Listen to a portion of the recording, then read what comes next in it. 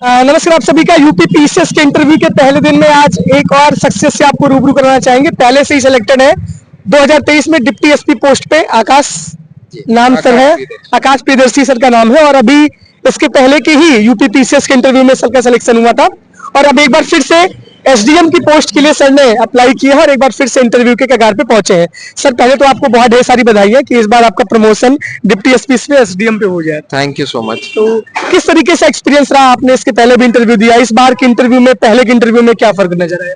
फर्क तो कुछ नहीं था, जैसा पहले था वैसा इस बार भी था। बोर्ड मेरा बदला था लेकिन अच्छा माहौल था, कोई नर्वसनेस नहीं थी, हंसी मजाक तरीके से इंटरव्यू चल रहा था। उन्होंने ही मैं सबसे इंटरव्यू शुरुआत होने से पहले जहाँ डॉक्यूमेंट वेरिफिकेशन होता है वहाँ चेयरमैन सर आए थे। उन्होंने जो भी नर्वस हो रहा था उनको काम डाउन किया, कुछ एडवाइस दी, कुछ टिप्स दी, कुछ कहानियां सुनाई, जिससे सारे लोग इजी मूड में आ गए थे। कोई नर्वसनेस की बात नहीं थी। तो ओवरऑल एक्सपीरियंस अच्छा था। तो मतलब सवाल किस तरीके से पूछे गए? आपकी पोस्ट से रिलेटेड की करंट से रिलेटेड किस तरीके से सवाल था? मेरे तो पोस्ट से ही रिलेटेड पूछे गए थे। सारे क्वेश्चंस जितने भी मेंबर्स थे मेरे बोर्ड में, सबने डिप्टी एसपी और पुलिसिंग के ही सवाल पूछे थे। तो वही सवाल पूछे गए थे नॉर्मल सारे। अच्छा, तो मतलब सर आपने आपका बैकग्राउंड क्या है पढ़ाई का और आपका मीडियम कौन सा है? मेरा इंग्लिश मीडियम है और ग्रेजुएशन मैंने बीसीए किया हुआ है, बैचलर ऑफ कंप्यूटर एप्लीकेशन। अच्छा, उसके बाद बीसीए के बाद हमने तैयारी करना स्टार्ट कर दी? नहीं, मैंने जॉब करी थी। अच्छा। प्राइवेट सेक्टर में था, मैं ई सॉफ्ट में काम करता था। फिर 2021 से मैंने तैयारी करना शुरू करी और ये थर्ड टाइम है जो मैं इंटरव्यू दे रहा हूँ। सर आपने इसके पहले भी इंटरव्यू में सिलेक्शन पा लिया है आपने, तो आपका कॉन्फिडेंस तो पहले से भी अच्छा रहा होगा। मतलब एक सुकून रहता है कि कहीं ना कहीं हम पहले से सिलेक्टेड हैं, तो इसका कुछ बेनिफिट मिला कि नहीं मनोवैज्ञानिक रूप से? बेनिफिट तो होता है, डर की बात नहीं होती है कि हाँ मेरे पास जॉब नहीं है, इस बार भी नहीं हुई तो क्या करूंगा। तो हाँ, एक कॉन्फिडेंस तो होता है कि जॉब है ऑलरेडी मेरे पास। लेकिन बात रही नर्वसनेस की, तो हाँ थोड़ी तो होती है। हर इंटरव्यू एक डिफरेंट चीज होती है। जैसे क्रिकेट मैच है, हर मैच में कुछ और ही हो रहा होता है, वैसे ही हर इंटरव्यू भी डिफरेंट है। तो थोड़ी तो नर्वसनेस होती ही है इंटरव्यू देने से। सर आपका मीडियम इंग्लिश रहा है और आपने कोचिंग किया था कि नहीं किया था जब स्टार्टिंग में आप तैयारी किए थे? तो कोचिंग नहीं की थी मैंने, अपने आप से। विदाउट कोचिंग किया था आपने? तो विदाउट कोचिंग की क्या स्ट्रेटेजी होनी चाहिए? जो भी बच्चे इस समय यूनिवर्सिटी ऑफ इलाहाबाद में पढ़ रहे हैं, प्रयागराज दिल्ली में जो तैयारी कर रहे हैं, जो ग्रेजुएशन के लास्ट ईयर में हैं या पास हो चुके हैं, जो यूपी पीसीएस का सपना देख रहे हैं, तो उनको किस तरीके से शुरुआत करनी चाहिए? क्या क्या स्टडी मटेरियल हो, क्या पूरी स्ट्रेटेजी होनी चाहिए, उनका पूरा प्लान क्या होना चाहिए? अगर मैं अपनी बात करूं तो मेरे मेंटोर मेरे फादर ही हैं। वो भी रिटायर्ड आईपीएस ऑफिसर हैं। तो मैंने तो उनके ही बताए रास्ते पे तैयारी करी है। जैसे जैसे वो बताते गए वैसे वैसे मैं पढ़ता गया। वो बेसिक्स एनसीईआरटी और जो भी बेसिक किताबें होती हैं पॉलिटी के लिए, लक्ष्मीकांत, और ज्योग्राफी के लिए जीसी लियोंग, और ये जैसे भी जो भी किताबें हैं, इसको पढ़ने के अलावा सारे सब्जेक्ट्स में घटना चक्र का बहुत साथ मिला। पीसीएस के लिए आई गेस घटना चक्र तो इम्पोर्टेंट है ही है। काफी काफी क्वेश्चंस जो उसमें लिखे होते हैं वो डायरेक्ट हूबहू वैसे ही पेपर में आ जाते हैं, चाहे प्री हो चाहे मेन हो, दोनों। और इसके अलावा टेस्ट सीरीज बहुत इंपॉर्टेंट होती है। हाँ, चाहे प्री की हो चाहे मेंस की हो, जो हमारी तैयारी होती है वो उसको एक दिशा दे देती है, एक डायरेक्शन दे देती है सही तरीके से। और हम पढ़ रहे हैं, जो भी पढ़ रहे हैं वो सही पढ़ रहे हैं कि नहीं पढ़ रहे हैं, वो हमें टेस्ट के माध्यम से पता चल जाता है। जो भी स्पोर्ट्स में अगर हम देखें, क्रिकेटर्स होते हैं, फुटबॉल, जितने भी स्पोर्ट्स होते हैं, बहुत नेट प्रैक्टिस करते हैं, सालों साल प्रैक्टिस करते हैं, तब जाके मेडल्स मिलते हैं उन्हें। सेम चीज यहाँ भी अप्लाई होती है, हमें भी नेट प्रैक्टिस करनी चाहिए। टेस्ट, जितने भी टेस्ट आप दे पाओ, टेस्ट में अपीयर हो, अपनी कमियां गलतियां वो पता लगाओ।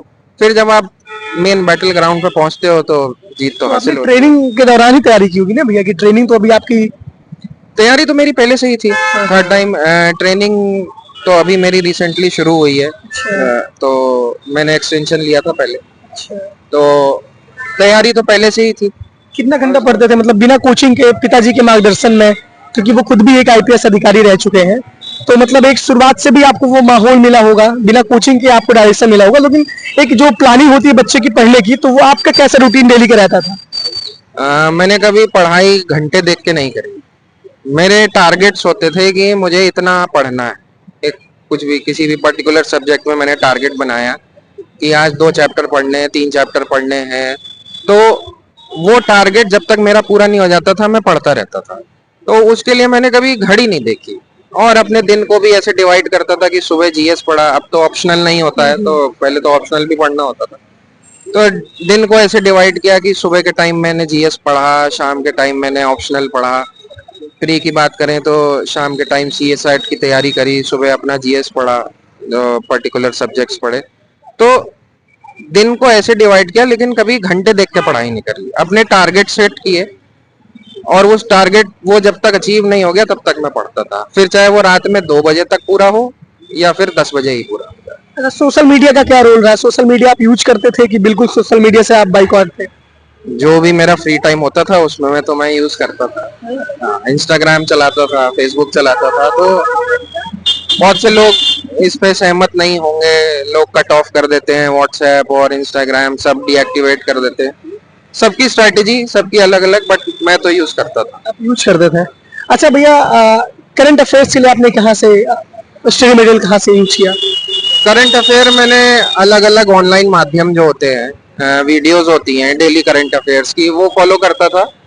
उसके अलावा एग्जाम से कुछ दिन पहले आई दृष्टि और एक और बुक है, उसका नाम मुझे याद नहीं आ रहा है, वो दोनों किताब जस्ट टू रिवाइज। जो डेली करंट अफेयर होते हैं, डेली करंट अफेयर से क्या होता है कि हमें लास्ट में बर्डन नहीं लगता है। जो 15 दिन पहले किताब आती है, क्योंकि करंट अफेयर अपने आप में एक सब्जेक्ट है।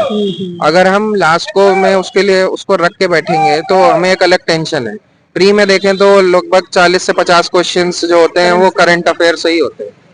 तो अगर हम डेली उसको पढ़ते रहेंगे, डेली करंट अफेयर्स करेंगे, फिर जो टेस्ट होते हैं उसमें भी करंट अफेयर के क्वेश्चंस आते हैं, तो अच्छा रिवीजन हो जाता है भैया, हमारा। आप डेली कहाँ से पढ़ते थे? डेली आप कहाँ से पढ़ते थे करंट अफेयर्स?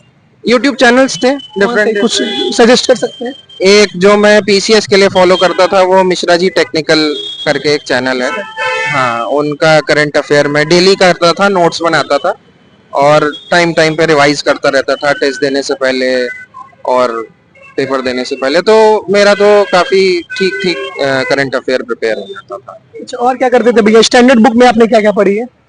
पढ़ी है कि मतलब स्टैंडर्ड बुक्स पढ़ी है मैंने। कितनी बार पढ़ी है लगभग? किताब तो बेसिकली एक बार 2 बार इतना बहुत होता है, क्रक्स अपने दिमाग में या जो भी सब्जेक्ट है समझने के लिए। बाकी जो टेस्ट्स होते हैं और घटना चक्र जो होती है उससे हम अपनी तैयारी जो है अच्छा कर सकते हैं। तो घटना चक्र को आपने कितनी बार सॉल्व किया? पीवाईक्यू आप कितनी बार सॉल्व किया? घटना चक्र तो मुझे याद भी नहीं कितनी बार पढ़ी है, मैंने बहुत बार पढ़ी है। तब भी एक काउंट, मतलब एक 10-15 बार तो पढ़ी होंगी, रट चुके हैं उसके सारे क्वेश्चन। हाँ। मतलब घटना चक्र रामबाण है, मतलब घटना चक्र रामबाण। अच्छा, घटना चक्र रामबाण। और क्या क्या चीज रामबाण हो सकती है? प्री के लिए तो घटना चक्र ही रामबाण है। मेंस के लिए आप जितना ज्यादा आंसर लिख पाओ अपना, क्योंकि मेन चैलेंज जो होता है मेंस में वो होता है पेपर पूरा करना। अगर पेपर छूटा या कोई क्वेश्चन नहीं कर पाए तो आप वैसे ही बहुत सारे लोगों से पीछे हो जाते हो। तो मेन टारगेट तो होता है कि टाइम बाउंड मैनर में पेपर पूरा हो जाए। पेपर पूरा होने के बाद क्वालिटी आंसर्स में आए। तो पहले पेपर हम पूरा करें, जब ये प्रैक्टिस सेट हो जाए उसके लिए आपको डेली आंसर्स लिखने पड़ेंगे।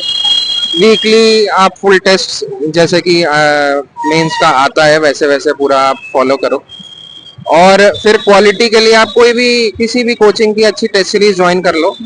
जो मेंटर्स होते हैं कॉपी चेक करते हैं, वो उसमें कमियां बताते हैं, अच्छा होता है तो तारीफ भी करते हैं, और वो कमियों पे आप काम करो तो आपके आंसर्स की क्वालिटी अपने आप अच्छी होती है। पेपर 5 और 6 के लिए सर स्ट्रेटेजी बता दीजिए। मैंने तो घटना चक्र की जो यूपी स्पेशल की बुक आती है वही मैंने फॉलो करी थी, क्योंकि बेसिक सही क्वेश्चन होते हैं, बहुत डीप तो आते नहीं है। बहुत सारी पब्लिकेशन मोटी मोटी बुक्स प्रिंट कर देते हैं, अलग से नर्वसनेस हो जाती है। बेसिक्स चीजें पढ़ो, बेसिक स्ट्रांग है तो कुछ भी क्वेश्चन आ जाए, कुछ भी लिख सकते हैं। पिताजी आईपीएस में थे, आप डीएसपी में सिलेक्टेड हो चुके, तो क्या पुलिस वाली जॉब जची नहीं क्या आपको? मतलब मन नहीं कहा कि एसडीएम मिल जाए तो और अच्छा है? नहीं, जॉब तो अच्छी है ही, मैं उस पर नहीं बोलूंगा, लेकिन हाँ, जो एसडीएम की जॉब है उसमें काम करने के जो एवेन्यूज हैं वो ज्यादा हैं। पुलिस में खाली लॉ एंड ऑर्डर मेंटेन करना, क्राइम को कंट्रोल करना, इस पे काम होता है। एसडीएम में डेवलपमेंट में काम होता है, और हम जो भी अलग अलग फील्ड्स में अपना योगदान दे सकते हैं, तो बेटर अपॉर्चुनिटी तो है ही। चलिए, सर ने बहुत अच्छा समय दिया और उम्मीद करते हैं कि इस बार एसडीएम की पोस्ट पे आपका सिलेक्शन हो जाए। डिप्टी एसपी तो पहले से ही है, बहुत सारे सर के जो मित्र हैं साथ में जो ट्रेनिंग कर रहे हैं उनका इंटरव्यू इसके पहले भी दिया, इस बार भी बहुत सारे लोग इंटरव्यू दे रहे हैं, तो सबको ऑल द बेस्ट। और सर का सिलेक्शन एसडीएम पे होने के बाद बहुत विस्तृत तरीके से पॉडकास्ट लेंगे। सर आपको बहुत धन्यवाद। Thank you so much. Thank you.